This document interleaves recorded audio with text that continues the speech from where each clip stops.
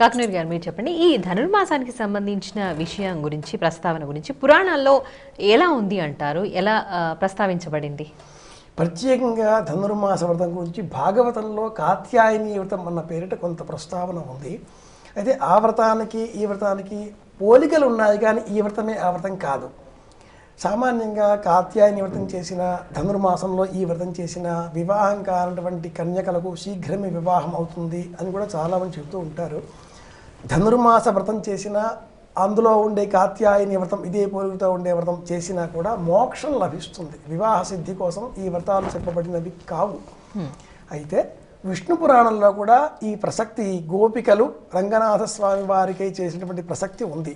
రంగనాథ స్వామి వారి విగ్రహం, స్వరూపం ఇదంతా కూడా శ్రీమద్ రామాయణంలో కూడా కృతే రంగనాథస్య త్రేతాయాం రఘునందనః ద్వాపరే వాసుదేవస్య కలౌ వెంకటనాయక అంటే రామాయణం కంటే కూడా పూర్వమే రంగనాథ స్వామి వారు వెలిసి ఉన్నారు.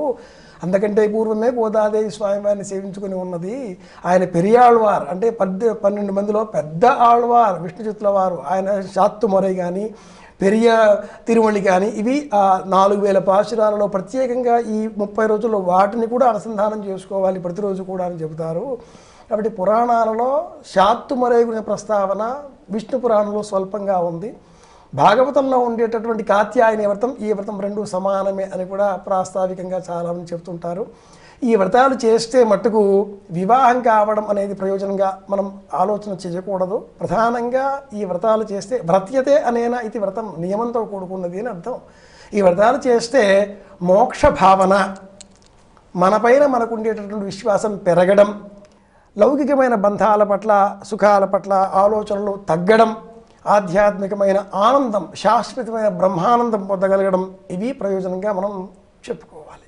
బాగుందండి.